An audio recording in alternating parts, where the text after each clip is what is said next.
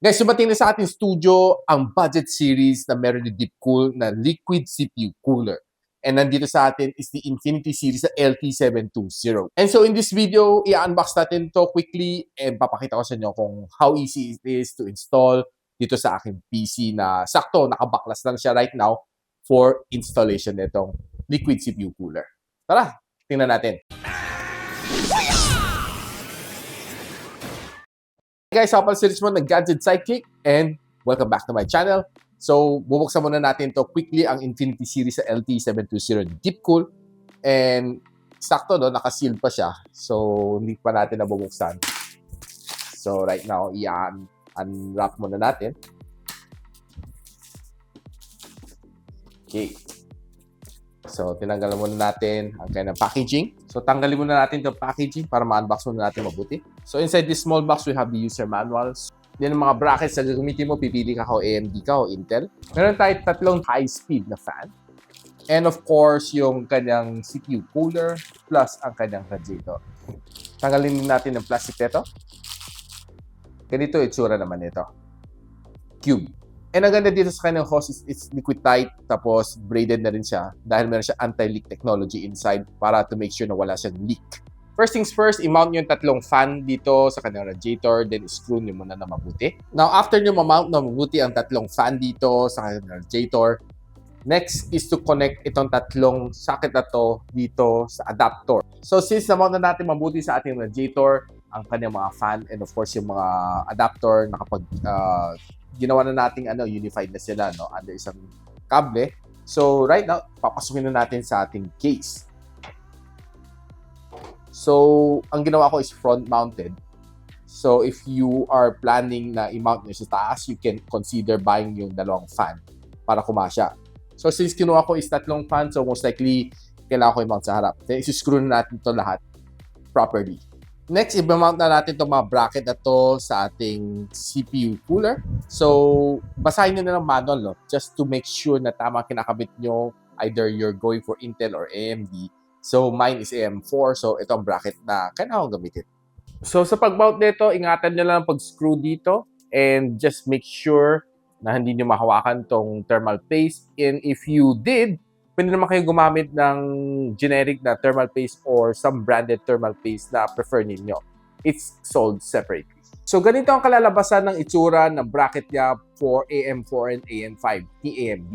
So, final step, ikakapit na natin to sa ating processor. Just make sure na maingat kayo before nyo i-mount itong mga apat na cap screw. Okay, nakaposition na mabuti. Cap screw na lang. Pwede nyo muna tanggalin to para hindi mo na siya masyadong sagaban. So, para may kabit na mabuti ang mga cap screw. Para higpitan, gamitin na ng screwdriver.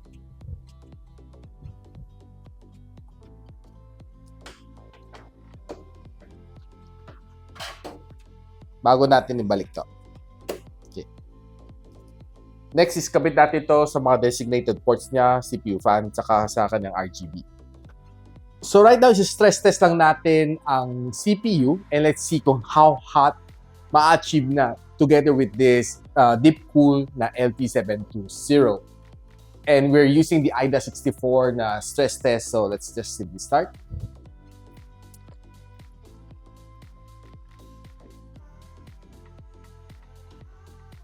So right now, makita natin yung CPU usage is 100%.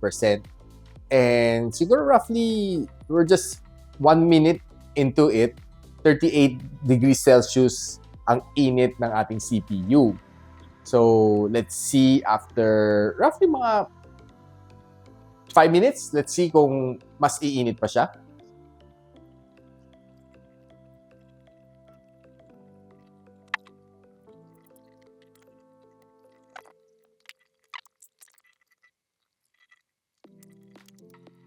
We crossed the 3-minute mark and 39 degrees Celsius lang ang ating CPU.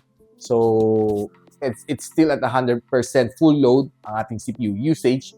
And we'll see probably after 5 minutes kung will it achieve 40 or will it remain at 39.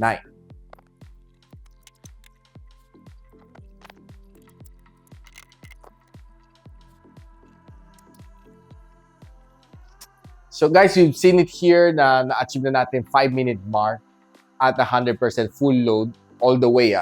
And we're still at 39 degrees Celsius, both the motherboard and the CPU. Medyo mas uminit lang ang ating SSD, but nevertheless, it's still okay. And I can see 39 is quite cool. So therefore, I can say that itong liquid cooler natin from DEEPCOOL is really effective in bringing down the temperature drastically, especially when you're gaming, you're doing a lot of tasks here sa inyong PC. At 100% full load, 39 degrees Celsius lang. Ang probably, more or less, tansya ko siguro nasa 40 lang yan. Nasa 40 degrees Celsius ang init ng yung CPU when it's at full load. So guys, nakita na natin, na-mount na natin ang ating LT720 ni DEEPCOOL na liquid cooler. And itong cooler niya na cube ang design, makita mo may RGB siya na ilaw and nagbe-breathing siya, no? Yun ang siguro probably the only mode na meron na dito, ang breathing mode. And I can say it's pretty nice, pretty cute naman siya. And may parang pagka-illusion, no? Which is definitely something looking good for this cooler. Especially when you pair it with other lights na RGB din. It looks pretty nice. Now, yung tatlong fan na nakamount dito sa harap, I can say na, well, 360mm ang kanyang haba, kabuuan. And this is composed of tatlong 120mm na fan. Now, siguro the only thing na medyo bitin lang sa kanya is, well, walang RGB sa kanya. But if you want RGB, you can always opt for mga LS series, the DEEPCOOL, para mas maganda tingnan. But if you're on a budget, I can say this one is pretty good enough. And it can also give you a very much efficient cooling dito sa inyong setup ng PC. Now guys, nakita na natin ang performance na kaya bigay sa atin ni DEEPCOOL LT720. It has been consistent, halos nasa 15 to 28 minute mark ko, and it's still at 39 degrees Celsius at full load dito sa ating AIDA 64 na stress test ng CPU, which is kind of impressive naman for me. And ito naman, I can say, tahimik naman ang kanyang fan, hindi naman siya maingay based dito, no, nandito sa tabi niya. I could hardly hear some noise ng kanyang fan, which is pretty quiet enough naman for me. So guys, if you're interested to know kung saan pwede mabili itong liquid cooler ni DEEPCOOL, I'll be linking it in the description box below. Just check it out. And if you like this video, don't forget to like, subscribe, and of course, click nyo na rin bell icon para hindi nyo ma-miss mga future uploads dito sa aking channel. So ako pala si Richmond and you're watching Gadget Sidekick. What's up?